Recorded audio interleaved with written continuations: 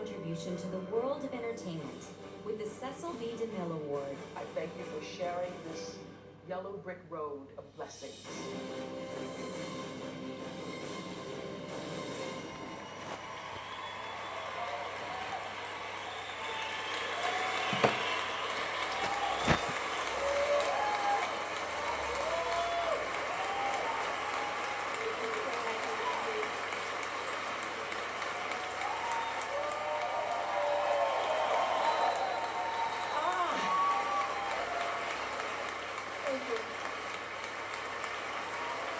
Thank you. Thank you all.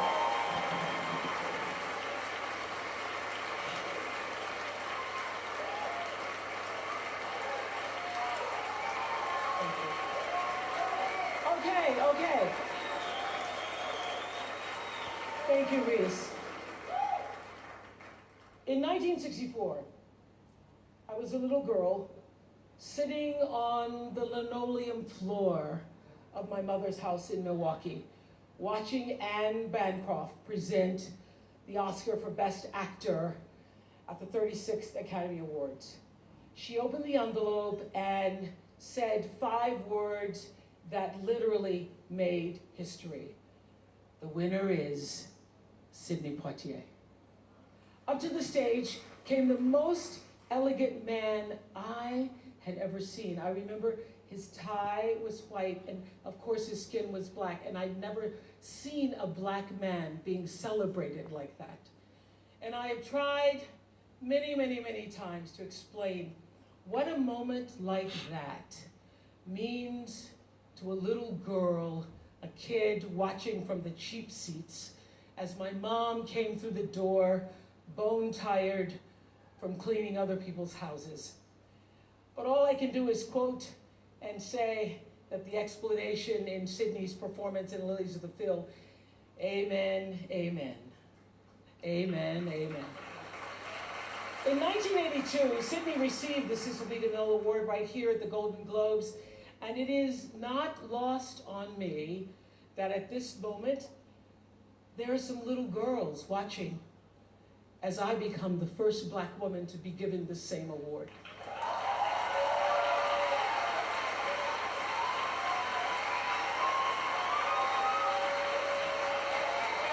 It is an honor. It is an honor, and it is a privilege to share the evening with all of them, and also with the incredible men and women who've inspired me, who've challenged me, who've sustained me, and made my journey to this stage possible. Dennis Swanson, who took a chance on me for AM Chicago. Quincy Jones, who saw me on that show and said to Steven Spielberg, yes, she is Sophia in The Color Purple. Gail, who's been the definition of what a friend is, and Stedman, who's been my rock, just a few to name. I'd like to thank the Hollywood Foreign Press Association, because we all know that the press is under siege these days, but we also know that it is the insatiable dedication to uncovering the absolute truth that keeps us from turning a blind eye to corruption and to injustice. To tyrants and victims and secrets and lies. I want to say that I value the press more than ever before as we try to navigate these complicated times, which brings me to this. What I know for sure is that speaking your truth is the most powerful tool we all have. And I'm especially proud and inspired by all the women who have felt strong enough and empowered enough to speak up and share their personal stories. Each of us in this room are celebrated because of the stories that we tell. And this year, we became the story. But it's not just a story affecting the entertainment industry. It's one that transcends any culture, geography, race, religion, politics, or workplace. So I want tonight to express gratitude to all the women who have endured years of abuse and assault because they, like my mother, had children to feed and bills to pay and dreams to pursue.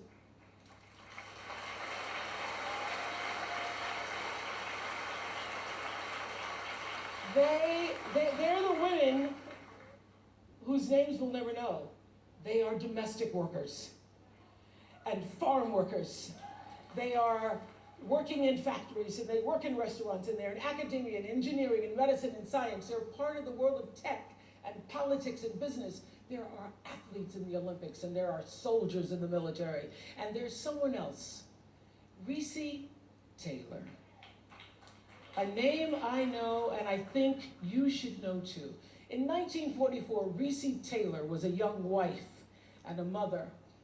She was just walking home from a church service she'd attended in Abbeville, Alabama, when she was abducted by 6 armed white men, raped and left blindfolded by the side of the road, coming home from church. They threatened to kill her if she ever told anyone. But her story was reported to the NAACP, where a young worker by the name of Rosa Parks became the lead investigator on her case. And together, they sought justice. But justice wasn't an option in the era of Jim Crow. The men who tried to destroy her were never persecuted.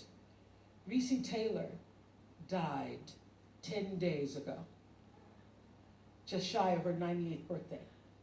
She lived, as we all have lived, too many years in a culture broken by brutally powerful men.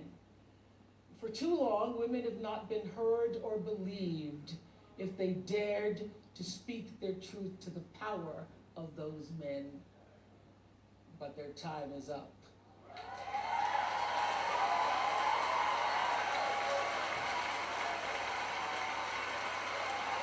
Their time is up.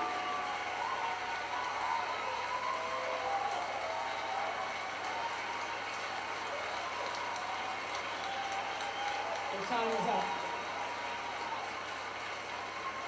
And I just hope that Recy Taylor died knowing that her truth, like the truth of so many other women who were tormented in those years, and even now tormented, goes marching on. It was somewhere in Rosa Parks' heart almost 11 years later when she made the decision to stay seated on that bus in Montgomery. And it's here with every woman who chooses to say, "Me too." And every man who chooses to listen. In my career, what I've always tried my best to do, whether on television or through film, is to say something about how men and women really behave, to say how we experience shame, how we love and how we rage, how we fail, how we retreat, persevere, and how we overcome. I've interviewed and portrayed people who've withstood some of the ugliest things life can throw at you, but the one quality all of them seem to share is an ability to maintain hope for a brighter morning, even during our darkest nights. So I want all the girls watching here and now to know that a new day is on the horizon. And when that new day finally dawns, it will be because of a lot of magnificent women, many of whom are right here in this room tonight, and some pretty phenomenal men fighting hard to make sure that they become the leaders who take us to the time when nobody ever has to say, "Me too," again.